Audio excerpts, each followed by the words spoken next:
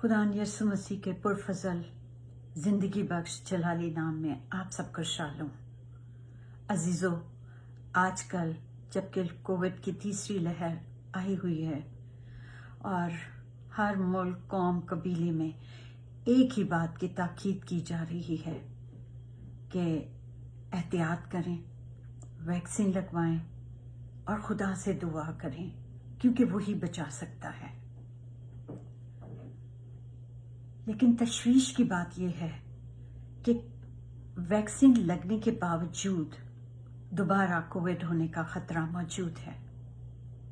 खुशखबरी ये है कि खुदा के फजलो करम से मुफ्त वैक्सीन मौजूद है। खुद भी बचें और अपने प्यारों को भी बचाएं।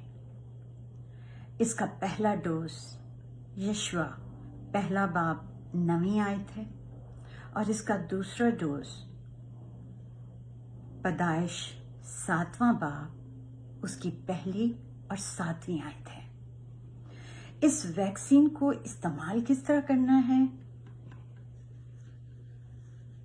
ये मैं आपसे शेयर करूंगी। अजीजों, यशुआ पहला बाब उसकी 9वीं आयत में खुदा फरमाता है, क्या मैंने तुझको हुक्म नहीं दिया, सो मजबूत हो जा और हौसला रख, खौफ न खा, बेदिल ना हो, क्योंकि खुदावन तेरा खुदा जहां जहां तू जाए तेरे साथ होगा। आमीन। खुदावन अपने कलाम में हमें लम्हा ब लम्हा आगाही दे रहा है कि ये मुसीबतों का शुरू है, क्योंकि उसके आने का वक्त करीब होता जा रहा है। जैसा अब के जमाना में और बहुत सी मुश्किलों के साथ होते हुए कोविड की मुसीबत आ गई, पहली, दूसरी और फिर ये तीसरी जो शदीद तरीन लहर है जिसे हम आज कल गुजर रहे हैं, और ये सिलसिला चलता ही रहेगा। मुसीबतें शक्लें बदल बदल कर आती रहेंगी। खुदा अपने लोगों को हुक्म दे रहा है जैसा उसने यशुआ को दिया। अब हमें ईमान में मजबूत होने की जरूरत है। कलाम खुदा में लिखा है, रास्तबाज ईमान से जीता रहेगा। आमीन। क्योंकि मजबूत ईमान ही हौसला बख्शता है, खौफ को दूर करता है, बेदिली से बचाता है। जब हमारा ईमान है, हम जानते हैं कि खुदा हमारे साथ है, तो उसकी हजूरी हमें दलेरी बख्शती है। पैदाइश 7वां बाब जो कि दूसरा डोज है, उसकी पहली और 7वीं आयत, खुदावन ने नूह से कहा कि तू अपने पूरे घराने के खानदान के साथ किश्ती में आ, क्योंकि मैंने तुझ ही को अपने सामने इस जमाना में रास्तबाज देखा है। 7वीं आयत, तब नूह और उसके बेटे और उसकी बीवी और उसके बेटों की बीवियां उसके साथ तूफान के पानी से बचने के लिए किश्ती में गए। अजीजों, अब आज खुदा घरानों के सरबराहों से मुखातिब है। नूह की मानिंद पूरे खानदान के साथ, यानी अपने बीवी बच्चों समेत किश्ती में आओ। आज अपने कलाम के वसीला से खुदा हमें अलर्ट कर रहा है, रास्तबाज होने के लिए होश में आओ। हमें रूहानी तौर पर होश में आने की जरूरत है। हर एक अपने आप को परखे कि क्या मैं नूह की मानिंद खुदा के हजूर में रास्तबाज हूं, खुदा की नजर में रास्तबाज हूं। अगर हम 6ठे बाब में पढ़ें तो ये बात हमारी समझ में आ जाएगी कि उस जमाने के लोगों के दरमियान सिर्फ नूह ही क्यों खुदा की नजर में रास्तबाज ठहरा। उसमें ऐसी क्या खूबी थी? पाकलाम में लिखा है कि नूह खुदा के साथ साथ चलता रहा, जैसा खुदा ने उसको हुक्म दिया था वैसा ही उसने अमल किया और वो खुदा की नजर में मकबूल ठहरा। अब देखना यह है कि खुदा की नजर में उस जमाने के लोग नाराज क्यों थे। कलाम खुदा में लिखा है कि खुदा ने जमीन पर नजर की और देखा कि वो नाराज हो गई है, کیونکہ ہر بشر نے زمین پر اپنا طریقہ بگاڑ لیا تھا۔ عزیزو، خدا کے بندہ نوح کے وسیلہ سے ہم سیکھ سکتے ہیں کہ خدا نے جس طرح اس کو کشتی بنانے کی ہدایات دیں وہ بڑی فرمانبرداری سے اسی کے مطابق بناتا گیا، اور جب کشتی بن کر تیار ہو گئی تو خدا نے اسے حکم دیا کہ کشتی میں داخل ہو جاؤ، اور نوح اور اس کا گھرانہ کشتی میں داخل ہو گئے اور طوفان کے پانی سے بچ گئے۔ خدا نے کشتی کا دروازہ بند کر دیا۔ عزیزو، خدا کا پاک روح ہمیں سمجھا رہا ہے کہ جیسا وائس 3:15 میں لکھا ہے کہ جو کچھ ہے وہ پہلے ہو چکا، اور جو کچھ ہونے کو ہے وہ بھی ہو چکا۔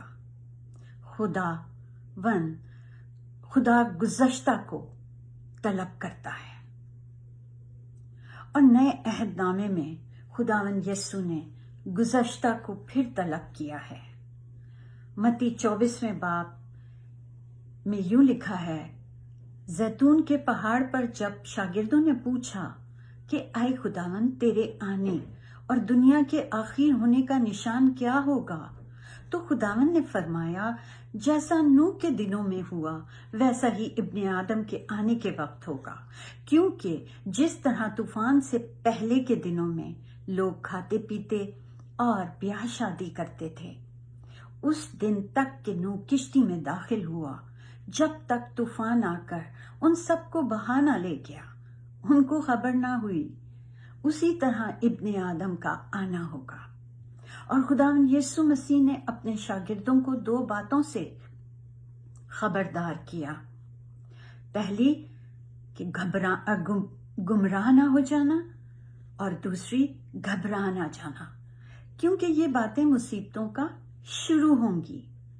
میں آپ کے ساتھ نوح کی کشتی کی تعمیر کے کچھ سٹیپس شیئر کروں گی، پلیز غور سے سنیے گا۔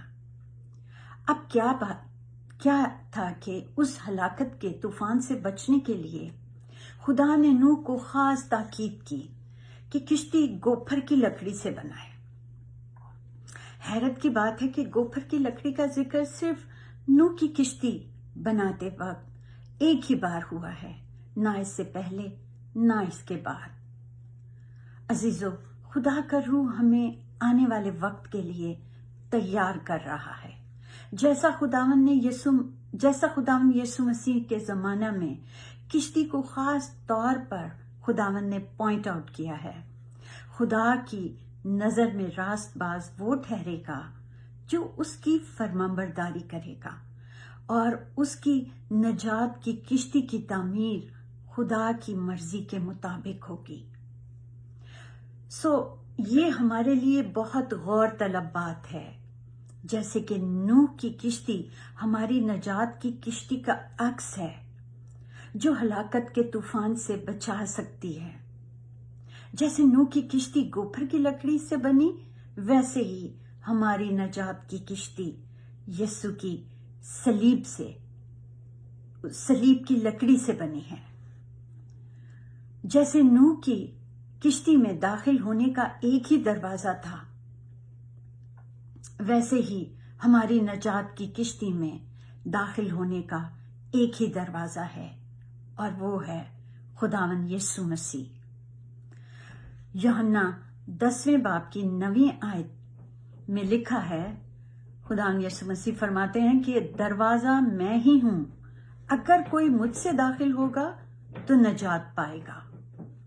جیسے نوح کی کشتی میں خدا نے اسے کشتی کے باہر اور اندر رال لگانے کے لیے کہا تاکہ طوفان کا پانی اندر نہ داخل ہو سکے، اسی طرح ہمیں بھی اپنی نجات کی کشتی کو اس دنیا کی بدی کے طوفان سے محفوظ رکھنے کے لیے، بچانے کے لیے باہر اور اندر سے خداوند یسوع مسیح کے خون کو لگانے کی ضرورت ہے۔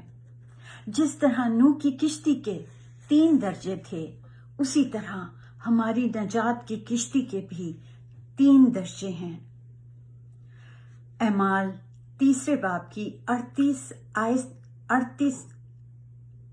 38 आयत के मुताबिक पतरस ने उनसे कहा कि तौबा करो और तुम में से हर एक अपने गुनाहों की माफी के लिए यीशु मसीह के नाम पर बपतिस्मा ले, तो तुम रूहुल कुदस इनाम में पाओगे। तौबा, गुनाहों से तौबा, गुनाहों की माफी के लिए, यीशु के लहू से धुलने के लिए बपतिस्मा। मुकाशवा 7वें बाब की 14वीं आयत में लिखा है, उन्होंने अपने जामे बर्रे के लहू से धोकर साफ किए हैं। और तीसरी बात, रूहुल कुदस इनाम में पाओगे। जैसे नूह के किश्ती में ऊपर की जानिब एक रोशनदान था जिसके वसीला से रोशनी हासिल हो रही थी। नूह ने कबूतरी को बाहर भेजा और वो किश्ती में नूह के पास लौट आई और वो समझ गया कि बाहर कोई जिंदगी के आसार नहीं हैं। अभी इंतजार करना है। किश्ती के अंदर वो सब महफूज थे। कुछ वक्त गुजरने के बाद उसने फिर कबूतरी को भेजा और इस बार जब वो लौटी तो उसकी चोंच में जैतून की ताजा पत्ती थी जो जिंदगी की उम्मीद और सलामती की नवीद है। बिल्कुल इसी तरह हमारी नजात की किश्ती में रोशनदान हमारी खुदा से रिलेशनशिप, ताल्लुक को जाहिर करता है। उस ताल्लुक के वसीला से पाक रूह हमारा ध्यान आसमान के खुदा की तरफ लगाता है और हम उसकी रोशनी से मुनव्वर होते हैं।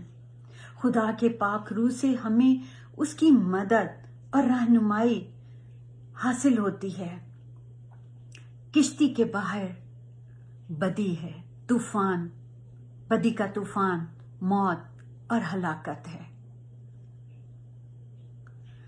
किश्ती के अंदर खुशी है, जिंदगी है और तसल्ली और इत्मीनान है। हमें शुक्रगुजारी के साथ नूह की मानन इंतजार करना है, उस वक्त का जब पाक रूह हमारे लिए जैतून की ताजा पत्ती जो सलामती और अबदी जिंदगी की खुशखबरी है लेकर आए।